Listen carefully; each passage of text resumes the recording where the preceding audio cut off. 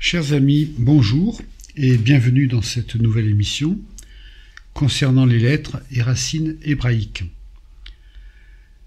Après avoir précédemment étudié l'appel et le cheminement d'Abraham, puis ensuite la venue du fils promis Isaac, nous allons voir aujourd'hui le mariage d'Isaac avec Rebecca et la venue des fils Ésaü et Jacob.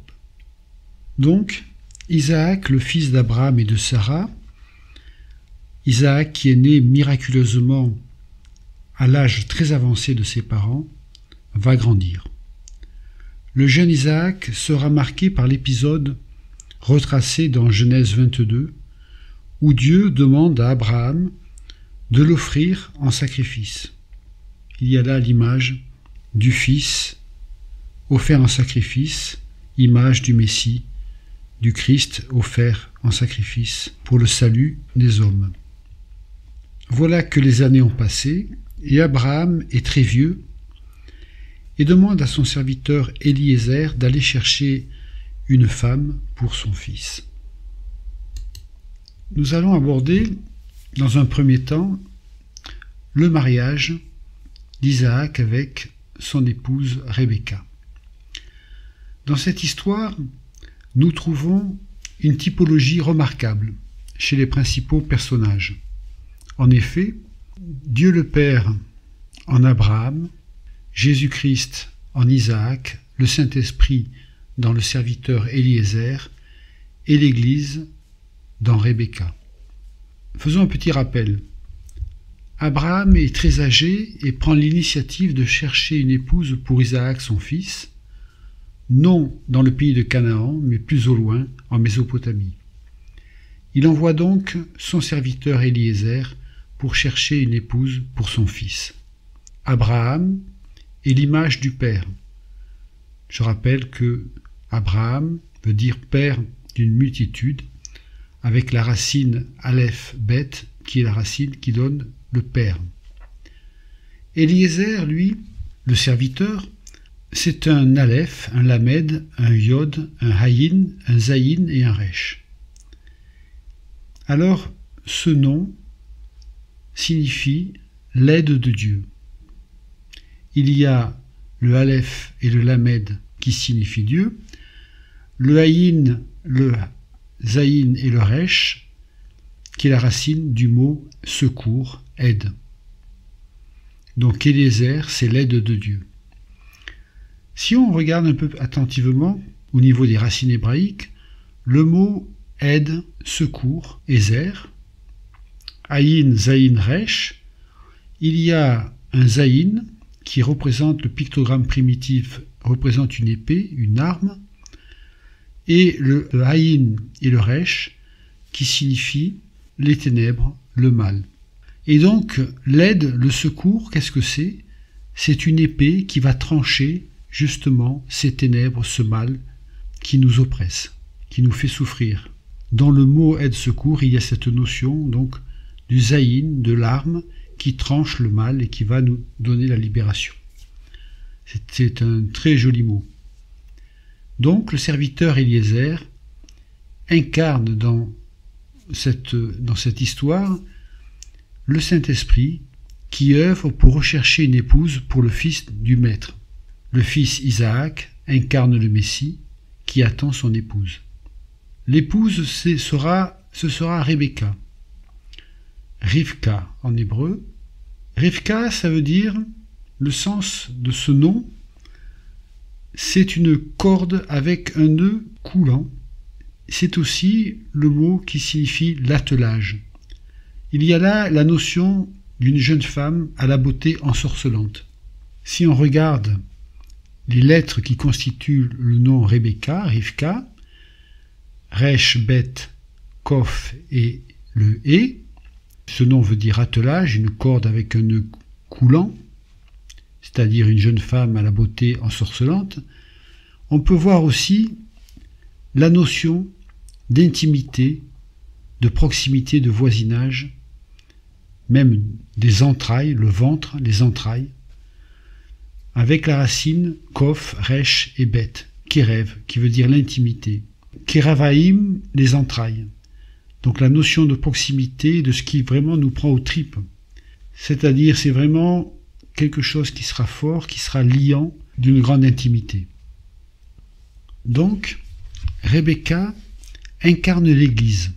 Elle va aimer et accepter le mariage avec le Fils sans l'avoir vu. Mais ce sera le récit du serviteur qui représente le Saint-Esprit, qui va toucher son cœur et la convaincre intérieurement. C'est une image donc de l'Église qui va aimer, qui va rentrer dans les épousailles avec le Messie sans l'avoir vu. Heureux ceux qui ont cru sans avoir vu, dira Jésus. Donc Rebecca incarne l'Église. Elle reçoit des présents d'Éliézer, de la part du Maître. C'est les arts de l'héritage à venir. Comme pour le croyant, le Saint-Esprit donne les arts de l'Esprit pour les croyants dans le Messie. Le Saint-Esprit revêt l'Église de la justice de Dieu et des dons spirituels. Rebecca quitte son pays par la foi pour rencontrer le bien-aimé sans l'avoir vu. Après le long voyage dans le désert, voilà la vision de l'époux. Elle l'aperçoit, elle descend de sa monture et elle se voile par respect et soumission dans l'amour. L'époux vient à sa rencontre. Isaac avait 40 ans lors de son mariage. Rebecca était stérile malgré la promesse d'une descendance. Isaac implora l'Éternel qui l'exauça. C'est encore par l'intervention miraculeuse de Dieu que les naissances des jumeaux furent possibles après 20 ans de mariage. Dans le plan de Dieu, les choses peuvent parfois être compliquées au point de devoir recourir au combat dans la prière. Dans Genèse 25, versets 20 à 26, il est écrit « Abraham engendra Isaac. Isaac était âgé de 40 ans quand il prit pour femme Rebecca. Isaac implora l'Éternel pour sa femme, car elle était stérile, et l'Éternel l'exauça. Rebecca, sa femme, devint enceinte. Les enfants se heurtaient dans son sein. Et elle dit, « S'il en est ainsi, pourquoi suis-je enceinte ?» Elle alla consulter l'Éternel. Et l'Éternel lui dit, « 2 nations sont dans ton ventre, 2 peuples se sépareront au sortir de tes entrailles. Un de ces peuples sera plus fort que l'autre, et le plus grand sera assujetti au plus petit. » Les jours où elle devait accoucher s'accomplirent, et voici, il y avait 2 jumeaux dans son ventre. Le premier sortit entièrement roux, comme un manteau de poil, et on lui donna le nom d'Ésaü. Ensuite sortit son frère, dont la main tenait le talon d'Ésaü, et on lui donna le nom de Jacob. Isaac était âgé de 60 ans lorsqu'ils naquirent. Rebecca ne sait pas ce qui se passe dans son ventre et le Seigneur le lui révèle. Du même accouchement vont sortir 2 nations, Ésaü, vêtu, et le type de l'homme charnel, vivant dans le siècle présent. Jacob, lui, qui arrive après, le second, Jacob vit dans la tente. En quelque sorte, c'est un casanier. Il aime la tente. Quand on sait que la tente, c'est l'endroit où on rencontre Dieu. Il sera le porteur de la bénédiction d'Abraham. Ésaü, qui est sorti le premier, est l'homme en tunique de peau, représentant l'humanité dans sa condition de chute, l'homme charnel. Jacob, c'est le talon divin. La racine de Jacob, Yaakov, c'est le haïn kof bet qui veut dire le talon, et le yod, le talon divin. C'est lui donc qui va supplanter Ésaü son frère, en achetant le droit d'aînesse.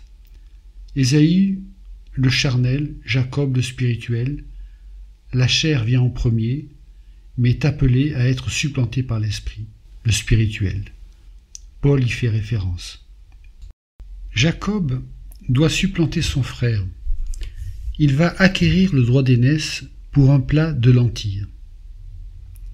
Le texte parle du plat de lentilles, un roux, R-O-U-X. Dans Genèse 25, verset 30, il est écrit « Ésaü dit à Jacob, laisse-moi avaler, je te prie, de ce roux, de ce mets rouge, car je suis fatigué. » C'est à ce propos qu'on le nomma Édom. En effet, ce plat de lentilles, en hébreu, il est écrit le roux, qui est un aleph, un dalet et un mem, qui est la même racine pour rouge, Adom, qui va donner, donc c'est pour ça qu'on va le nommer Édom, l'homme rouge. C'est la même racine qui donne le nom Adam, un aleph, dalet, mem. Donc ça nous parle de la nature adamique, la nature de l'homme qui a chuté. Jacob doit obtenir la primauté sur son frère, c'est-à-dire son droit d'aînesse. Il prépare donc un roux. Ésaü, l'homme rouge, désire le plat, et l'échange se fait donc entre les frères au niveau de ce plat de lentilles, de ce roux. Très intéressant la symbolique. Jacob abandonne, en lui donnant le roux, il abandonne le vieil Adam, puisque le roux, Adam, c'est la même racine que Adam, c'est-à-dire qu'il lui donne sa nature adamique, le vieil Adam, dans la symbolique, et le laisse à Ésaü qui le mange et qui s'identifie, qui devient Édom, c'est-à-dire Adam, figé dans le 6, le 6e jour.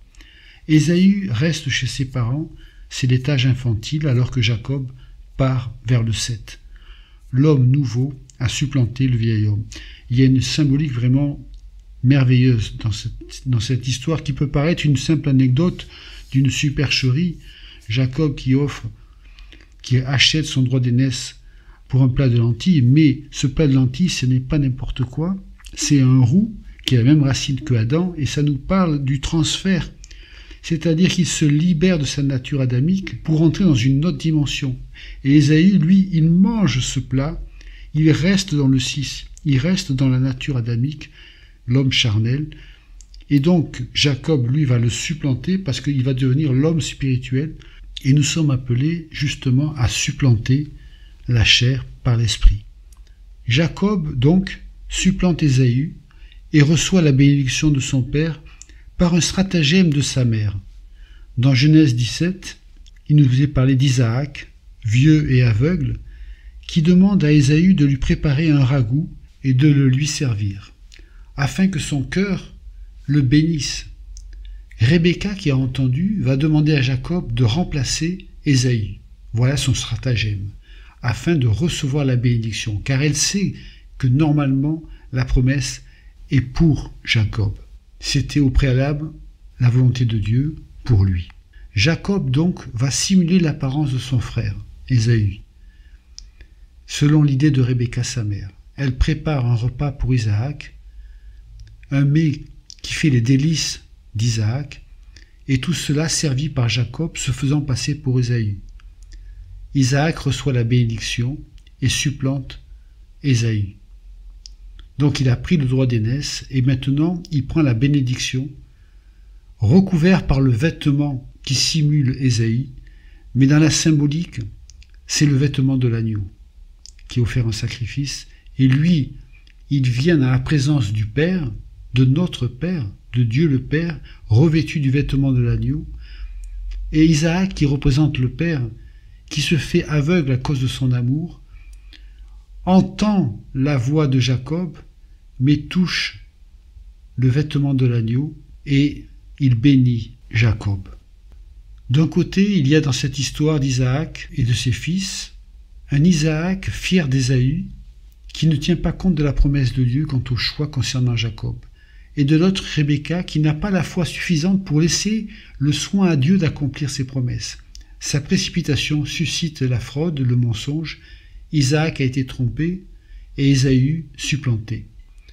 Notons toutefois que dans le récit, Isaac ne fera point postérieurement de reproche à Jacob pour son comportement, et surtout que la bénédiction donnée ne sera point remise en question. Au fond, Isaac a été rappelé à l'ordre. Dieu a permis cette anecdote, mais Jacob apprendra l'école de la patience. Lui qui a supplanté, le supplanteur sera supplanté, je dirais, plus tard quand il combattra l'ange et que, frappé à la hanche, il va supplier la bénédiction alors qu'il sera dans une extrême faiblesse. Et là, il recevra la bénédiction de Dieu. Quant à Ésaü, il ne peut rattraper le droit d'aînesse qu'il a vendu à son frère. Les deux frères vont donc se séparer. L'un va persécuter l'autre. La chair combat toujours l'esprit. Voilà. Nous avons terminé pour cette émission. Que le Seigneur vous bénisse et à une prochaine fois.